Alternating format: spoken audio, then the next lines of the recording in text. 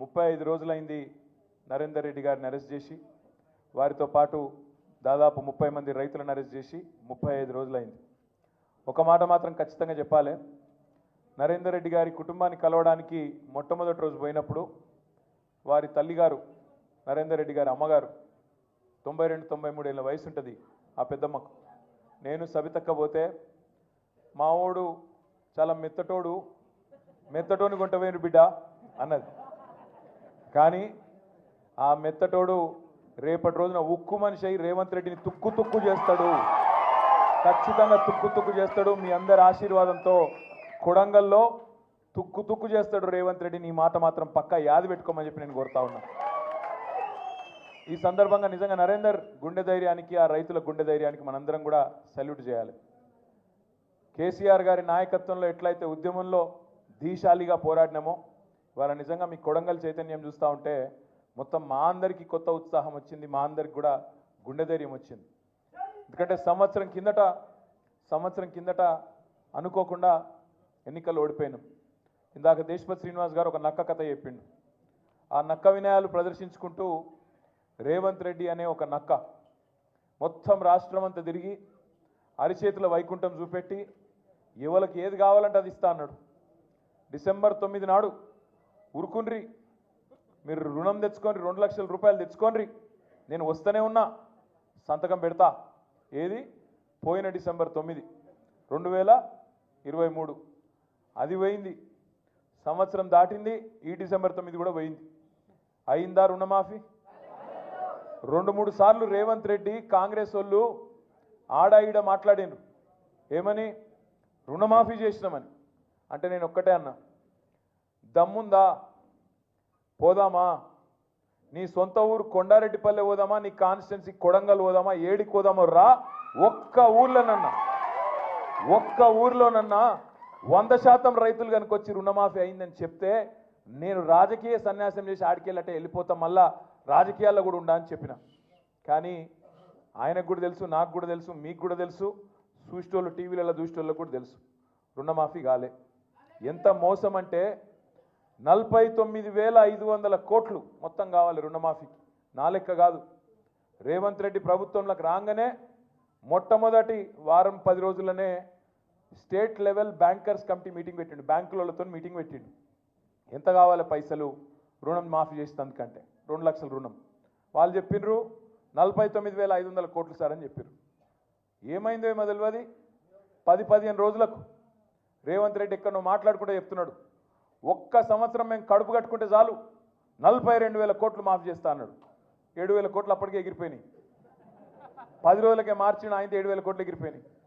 ఒక 15-20 రోజుల తర్వాత క్యాబినెట్లో పెట్టిర్రు రుణమాఫీ అని. 42,000 కోట్లు ఆయనతో సడన్గా 31,000 కోట్లు అయింది. 11,000 కోట్లు అక్కడ పోయినాయి. మళ్ళా తర్వాత బడ్జెట్లో పెట్టిండ్రు, బడ్జెట్ 26,000 కోట్లే అన్నారు. మరి ఏడవైంద్ర నాయన 49,000 కోట్లు 26,000 కోట్లు ఎట్లయింది అంటే చెప్పేదానికి ఎవరు రెడీగా లేరు. ఆ 26,000 కోట్లలో కూడా ఈరోజు అరాచకం ఏంటంటే ఇప్పటి వరకు రైతుల ఖాతాల్లో పడ్డది 12-13,000 కోట్లు దాటలేదు. ఏ ఊళ్ళో కూడా 30-35% కంటే ఎక్కువ రుణమాఫీ కాలేదు. ఇది వాస్తవమా? ఎక్కడ కాలే, కొడంగల్లో కాలే, కొండారెడ్డిపల్లిలో కాలే, ఏ ఊళ్ళో కాలే తెలంగాణలో. కానీ సిగ్గు లేకుండా రాహుల్ గాంధీ నుంచి మొదలు పెడితే కింద ఉండే గల్లీలో ఉండే కాంగ్రెస్ కార్యకర్త దాకా అయిపోయింది మొత్తం చేసేసినాం, ఇంకేం లేదు చేయనికే.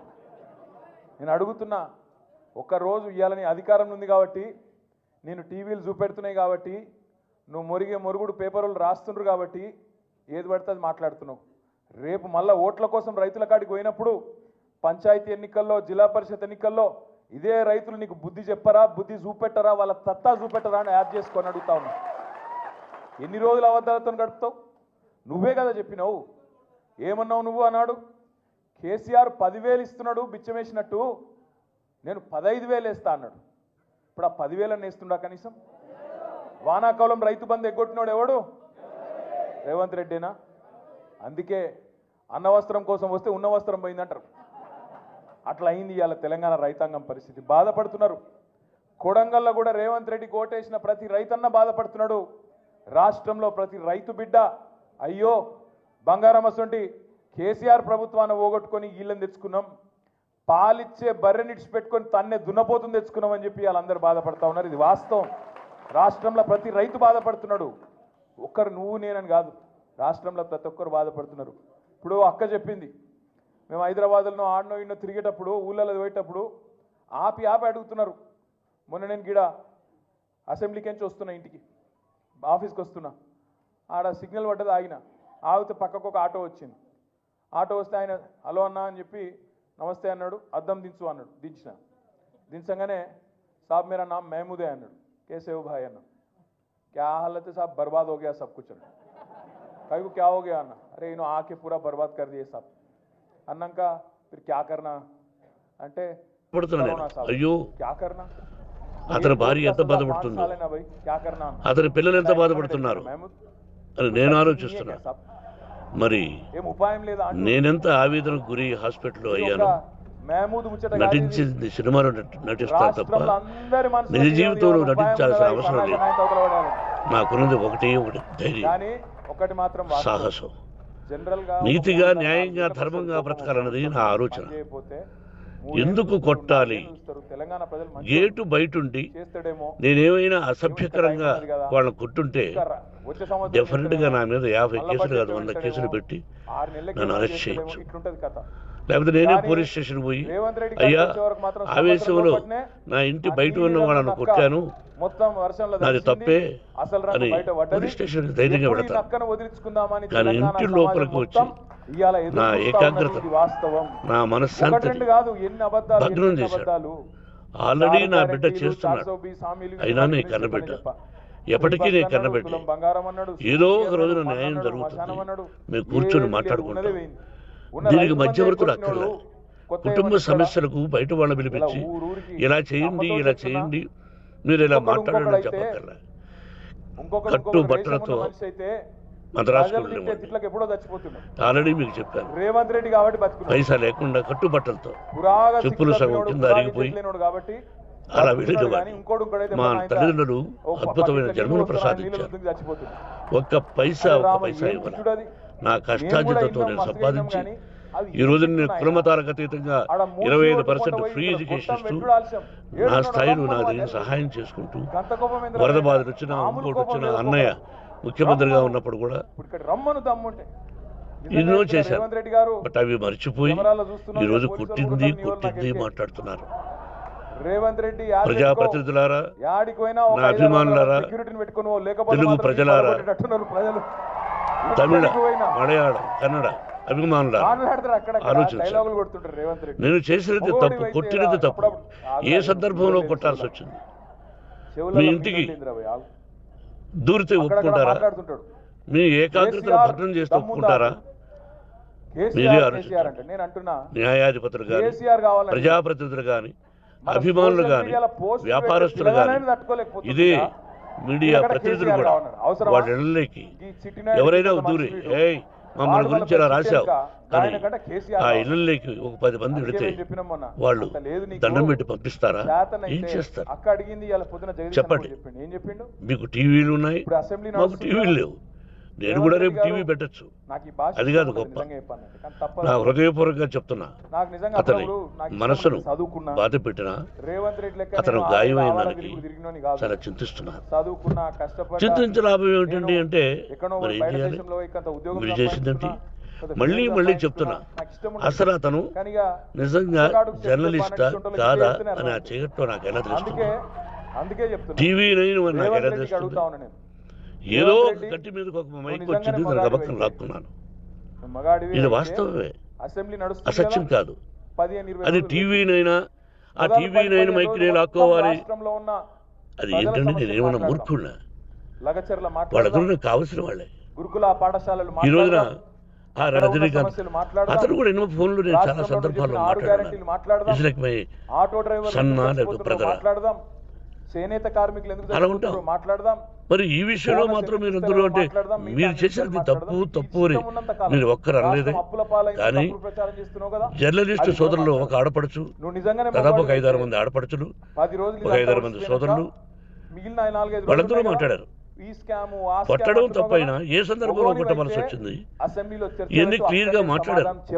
ఆయన్ని మీరు ఈ ఫార్ములా ఆ చెప్పను. ఫార్ములా అంటున్నావు కదా, కాబట్టి ఏ పైన ఫార్ములా భగవంతుడు అన్నది చూస్తున్నాడు. నీ ఇష్టం. పోలీస్ అంటే నాకు ఇష్టం. 4 గోడల మధ్యన ప్రజలను కాపాడవలసిన బాధ్యత వాళ్ళది, రక్షణ కల్పించవలసిన. నా విద్యాలయానికి కూడా ఐపీఎస్లు ఐఏఎస్లు ప్రభుత్వం చేయాల్సిన పని, అయిన ప్రభుత్వం చేయాల్సిన పని విద్యార్థులు ప్రజాహితమైన పని చేయాలి. వాళ్ళకు ప్రజలకు న్యాయం మంచి చేసే ధర్మం ఆలోచన నేర్పించి చేయాలి. పంపించాను ఆ ఎప్పటి నుంచి ఇన్స్టిట్యూషన్. మరి But కొత్త రేషన్ కార్డులు ఇవ్వాలి, దే ఆర్ ఎప్పుడు పర్ఫెక్ట్. పెంచిన పెన్షన్లు ఇవ్వాలి, కొంతమంది ఐపీఎస్లు ఎప్పుడు 6 ఐఏఎస్లు గ్యారెంటీలు అమలు చేయాలి, టీసీపీలు ఇలా చాలా మంది ఎప్పుడు ఉన్నారు. 420 హామీలు అమలు చేయాలి. బట్ BC ఎక్కడెక్కడో డిక్లరేషన్ అని పనిచేస్తున్నారు. చెప్పినావు, రైతు వాడు నా డిక్లరేషన్ అని బిడ్డలు. చెప్పినావు, విద్యార్థి మరి డిక్లరేషన్ అని వాడు చెప్పినావు, కూడా ఎస్సీ ఎస్టీ డిక్లరేషన్ అని పోలీసు చెప్పినావు. ఉద్యోగస్తులే కదా, వాటిలో చెప్పిన మాటలు ఎప్పటికీ న్యాయంగా అమలు ఉన్నారు కదా. చేస్తావో కానీ మరి ఇక్కడ చర్చ మాత్రం చేయాలి క్యాబినెట్లో. ఏకపక్ష నిర్ణయం మీరు చూస్తున్నారు ఏమి ఎంత చేస్తున్నారో మీరే ఎంత మీరే అహంకారం ప్రజలారా ఎందుకంటే చూడండి, మొన్న ఆలోచించండి. నేను న్యాయమా అన్యాయమా, ఇండియా టుడే అని ఒక టీవీ నేను చేసింది న్యాయమా అన్యాయమా, రేవంత్ రెడ్డి మీరే ఆలోచించండి. పోతే అక్కడ అడిగినరు వాళ్ళు, నా ఏం సార్ ఇంటికి నువ్వు తలుపులు ఎవరు బద్దలు జైలు కొట్టి పెడుతున్నావా? రావడం న్యాయమా? ఏం సంగతి అంటే మీరే కేవలం మీరే పెట్టినా చెప్పండి. అన్నాడు. ఎల్లప్పుడూ అలాగే మీ సార్ ఆశీస్సులు రైతులను పెట్టినావు కోరుకునే కదా, 30-40 మీ రోజులకి వాళ్ళు మోహన్ ఉన్నారు బాబు. కదా అంటే వాళ్ళు కొట్టిండ్రు, నమస్కారం. కలెక్టర్ని కొట్టిండ్రు మాట్లాడతాడు. కలెక్టర్ ఏమో నన్ను ఎవడు కొట్టలేదని చెప్తాడు, కలెక్టర్ ఏమో నా దాడే జరగలేదు కొట్టనే లేదు ఎవడని కలెక్టర్ చెప్తాడు. కానీ రేవంత్ రెడ్డి మాత్రం కొట్టిండ్రు అని చెప్తా ఉన్నాడు. నేను ఒక్క మాట అడుగుతున్నా, దయచేసి మీరు గుర్తుపెట్టుకోండి. ఒక లగచర్లలో రైతులనే కాదు, ఇలా సోషల్ మీడియాలో పోస్టులు పెట్టే పిల్లలకు ఎస్ఐలు ఫోన్ చేస్తున్నారు, సిఐలు ఫోన్ చేస్తున్నారు, డిఎస్పీలు ఫోన్ చేస్తున్నారు. నేను చెప్పేది కరెక్టేనా? ఫోన్ చేసి బెదిరిస్తున్నారు. ఎందుకు బిడ్డ మీకు లోపల పెడతాం, కేసులు పెడతాం, లోపలేస్తాం అని మాట్లాడుతున్నారు. ఇప్పుడే ప్రవీణ్ గారు చెప్పినట్టు కోస్గిలో మీరు ఇక్కడికి వస్తుంటే, హైదరాబాద్లో మీ పార్టీ ఆఫీస్కి మీరు వస్తుంటే, మీ ఇంటికి మీరు వస్తుంటే ఆడబెట్టి మీ మీద పీడీ యాక్ట్ పెడతాం లోపలేస్తాం అని బెదిరించుడు. దాంతోపాటు గా ఎల్ఎన్టీ అనేది ఒక పెద్ద కంపెనీ, హైదరాబాద్లో మెట్రో కట్టిరు. ఆయన మొన్న మదినప్పుడు హైదరాబాద్కి వచ్చిండు. వచ్చి ఆయన విలేకరులతో మాట్లాడుకుంటూ ఒక మాట అన్నాడు. ఏమన్నాడు? ఈ ఫ్రీ బస్సు పెట్టినాక మాది కొద్దిగా తగ్గింది గిరాకీ అన్నాడు. అంటే రేవంత్ రెడ్డి ఏమంటాడు ఎరికేనా, నూక్కుని రావని లోపల అంటాడు. అని అది ఉన్నట్టు చెప్పుడు కూడా తప్పేనా? చెప్పుడే కాదు, ఇండియా టుడే టీవీలో చెప్తుండు అని నూకుమన్నా నేను నూకుమంటే వాడు బొంబాయి వారిపోయినట్టు. అంటే ఇక నీకు ఎవరు ఖిలాఫ్ ఆఖరికి పాపం. కానీ ఇది ఏం తప్ప, గా యాక్టరు, సినిమా యాక్టరు, ఈయన పేరు మర్చిపోయాడు. ఆయన చెప్పేటప్పుడు పేరు మర్చిపోయాడు. తెలంగాణ సీఎం అని చెప్పి అడిగి చూసిండు కొద్దిగా. మనవానికి ఆయన ఎక్కడన్నా తలిగింది. అయితే నేనేమంటున్నా, గింత అన్యాయం అని పేరు మర్చిపోతే జైలు పెడతావు. ఇక గట్ల తయారైండు మన చిట్టినాయుడు. నేనేమంటున్నా, దయచేసి మీ అందరికి ఒకటే కోరుతున్నా, మీకు ఇవాళనే నాంపల్లి కోర్టులో పట్నం నరేందర్ రెడ్డి గారిది, అదేవిధంగా 27 మంది రైతులది మొత్తం నిన్న ఇవాళ వాదనలు మొత్తం అయిపోయినాయి. అన్న చెప్పింది కరెక్ట్, ఆర్ఎస్ ప్రవీణ్ అన్న. 24 రోజులు ఆడికెళ్ళి వికారాబాద్ కోర్టుకెళ్ళి ఇక్కడికి ఫైలే రాలే. అప్పుడు మళ్ళీ పీపీ లేకుండే. మళ్ళా మన పట్నం నరేందర్ రెడ్డి భార్య శృతి, తర్వాత మన నాయకులు, మన లాయర్లు, మన లీగల్ సెల్లోళ్ళు పాపం అందరు తనలాడి ఆడ హైకోర్టులో రిజిస్ట్రార్ దగ్గర పోయి ఇట్లా ఉన్నది పరిస్థితి, 24 రోజులు అమాయకులు పాపం వాళ్ళు జైలు ఉన్నారు, ఇది అన్యాయం అంటే నిన్న ఈరోజు వాదనలు పూర్తయినాయి. మరి అన్నీ అనుకూలిస్తే అంతా మంచిగా జరిగితే రేపు తీర్పు వెలువడే అవకాశం ఉంది. మంచి జరగాలని చెప్పి మనస్ఫూర్తిగా ఆశిద్దాం, మంచి జరగాలని మనస్ఫూర్తిగా అందరం కోరుకుందాం. దబ్బన మనకు అనుకూలంగా తీర్పు రాకపోతే వెంటనే హైకోర్టుకు పోదాం, అవసరమైతే సుప్రీంకోర్టు దాకా కూడా పోదాం. వదిలిపెట్టద్దు, ఎట్టి పరిస్థితుల్లో రాజీ పడద్దు. ఒక్క మాట నేను మిమ్మల్ని కోరుతా ఉన్నా. మేము పోయినాం, సంగారెడ్డి జైలుకి పోయినాం, చెర్లపల్లి జైలుకి పోయినాం, ఎక్కడైతే నరేందర్ అని ఉన్నాడో పోయి కలిసినాం. మీ నాయకుడు ఎంత గొప్పవాడంటే పట్నం నరేందర్ రెడ్డి, మేము చెర్లపల్లి జైలుకి పోతే నేను, సబితక్క, మహమూద్ భాయ్, ఇంకా మా లక్ష్మారెడ్డి గారు అందరం పోతే శ్రీనివాస్ గౌడ్ సాబ్ కూడా వచ్చిండే. ఏమన్నాడు ఎరికైనా నరేందర్ రెడ్డి, అన్నా నా గురించి విడిచిపెట్టండి అన్నా, ఆ రైతులను విడిచిపెట్టండి, రైతులను జల్దీ బయటికి తీసుకొచ్చే ప్రయత్నం చేయండి, నేను మంచిగానే ఉన్నా, నాకేం కాదు, వాళ్ళని చూసుకోండి మీరు అని చెప్పి మీ నాయకుడు పట్నం నరేందర్ రెడ్డి గారు మాకు చెప్పిండు. ఒక అంత గొప్ప నాయకుడు మీకున్నాడు, మీ కొడంగల్లా, భయపడే అక్కర్లేదు. రెండవది, ఈ అంశాన్ని ఇక్కడితో వదిలిపెడతామని చిట్టినాయుడు అనుకుంటే ఆయనంత పిచ్చోడు ఎవడు లేడు. ఖచ్చితంగా ఢిల్లీలో పార్లమెంట్లో కూడా ఈ అంశాన్ని లేవనెత్తుతాం, రాజ్యసభలో కూడా మన గొంతు విప్పుతాం. మిగతా వాళ్ళు కలిసి రాకపోవచ్చు గాక, బీజేపీ వాళ్ళు మాట్లాడరు, ఇంకొకడు మాట్లాడాడు, కాంగ్రెస్ వాడు ఎవడు మాట్లాడాడు, ఎవరు మాట్లాడరు.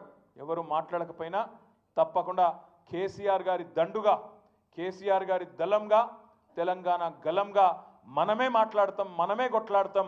ఇక్కడ లగచర్ల బిడ్డలకు న్యాయం జరిగేంత వరకు వదిలిపెట్టమనే మాట కూడా నేను విజ్ఞప్తి చేస్తా ఉన్నా. ఇంకొక మాట కూడా మీకు తప్పకుండా ఈ సందర్భంగా నేను చెప్పాలి. వాళ్ళు రేవంత్ రెడ్డి హుంకరిస్తున్నాడు. వాళ్ళ అన్నగాడు తిరుపతి రెడ్డి, ఆ మండల కాంగ్రెస్ పార్టీ ప్రెసిడెంటు అందరు కలిసి ఇవాళ ఏం చేస్తున్నారు? లెక్కబెట్టి దాడి చేసింది అనుకుంటా దిక్కు ఆరోపణ చేసుకుంటా, అందులో ఆ రోజు నిరసనలో పాల్గొన్న వాళ్ళల్లో కాంగ్రెస్ వాళ్ళు ఉంటేనేమో వాళ్ళని పక్కకు పెట్టిండ్రు, వాళ్ళని అరెస్ట్ చేయలే. వాళ్ళ మీద మరి ఫోటోలలో వాళ్ళకి స్పష్టంగా కనబడుతున్నా వాళ్ళని ముట్టుకోలే. కానీ మనోళ్ళని తీసుకుపోయి 47 మంది మీద కేసు పెట్టి ఇప్పటికి 27-28 మందిని అరెస్ట్ చేసి ఇంకొక కొంతమందిని కూడా పట్టుకొచ్చే ప్రయత్నం చేస్తున్నారు. ఇంకా మళ్ళీ హుంకరిస్తున్నాడు రేవంత్ రెడ్డి. మీ దెబ్బకు వెనుకకు తగ్గిండు. లగచర్లలో మొదలు ఫార్మా అన్నాడు, ఇప్పుడు ఫార్మా వెనుకకు తీసుకుంటున్నాను ఒక దిక్కు చెప్పి కుడి చేత్తోని వెనుకకు తీసుకున్నాడు, ఎడమ చేత్తోని ఇండస్ట్రీ జోన్ అట, ఇండస్ట్రియల్ జోన్ పెడతా, మా కొడంగల్లో పరిశ్రమలు పెడుతుంటే కొంతమంది సన్నాసులు మాట్లాడుతున్నారు అని చెప్పి మొన్న అక్కడెక్కడ మాట్లాడిండు. ఒక దిక్కేమో ఆయన్నే అంటాడు, తొండలు గుడ్లు పెట్టని భూములు మా కొడంగల్ భూములు, అక్కడ నేను పరిశ్రమ పెడుతుంటే మీకు ఏమైంది అంటున్నాడు. అనగానే నిజంగా నాకైతే మనసులో ఎక్కడో నొచ్చుకున్నది. అరే కొడంగల్ రైతులు ఎవరన్నా మాట్లాడతారా అనుకున్నా నేను. ఒక అమ్మాయి, ఒక ఆడపిల్ల, ఆ అమ్మాయి మాట్లాడింది. ఆ అమ్మాయి వీడియో పెట్టింది తెల్లారికి. తొండలు గుడ్లు పెట్టవన్నావు కదా, మరి ఇదేందా అని వడ్లు ఇట్లా చేతిలో పట్టుకొని, ఇవేందా రేవంత్ రెడ్డిగో నేను చేన్లో నిలబడ్డా, ఇవేంటి వడ్లు కాదా, ఇవి తొండల గుడ్లా అని చెప్పి ఆమె అడుగుతుంటే మరి ఆ చైతన్యానికి నిజంగా కూడా సలాం కొట్టాలనిపించింది.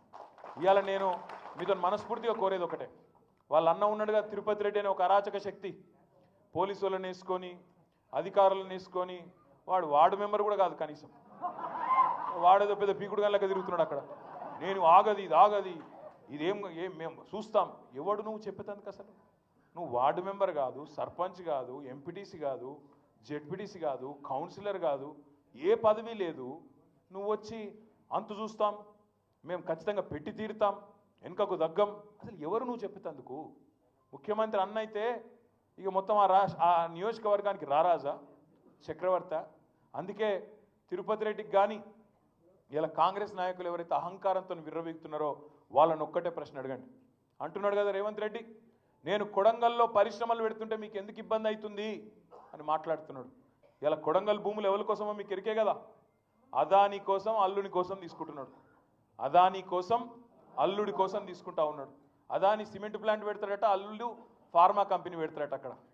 నేను అందుకే మీకు నేను విజ్ఞప్తి చేసేది, తిరుపతి రెడ్డి వచ్చినా కాంగ్రెస్ వాడు ఎవడొచ్చినా వాళ్ళకు ఒక్కటే చెప్పండి, పరిశ్రమలు పెట్టి ఉద్యోగాలు ఇస్తా అంటున్నావు కదా, బాగా ప్రేమ ఉంది కొడంగల్ మీద అంటున్నావు కదా, మరి నీ సొంత నియోజకవర్గం రేవంత్ రెడ్డిది కొడంగల్ కాదు, అక్కడ అచ్చంపేట, కల్వకుర్తి, ఆ ప్రాంతం కల్వకుర్తి తాలూకా.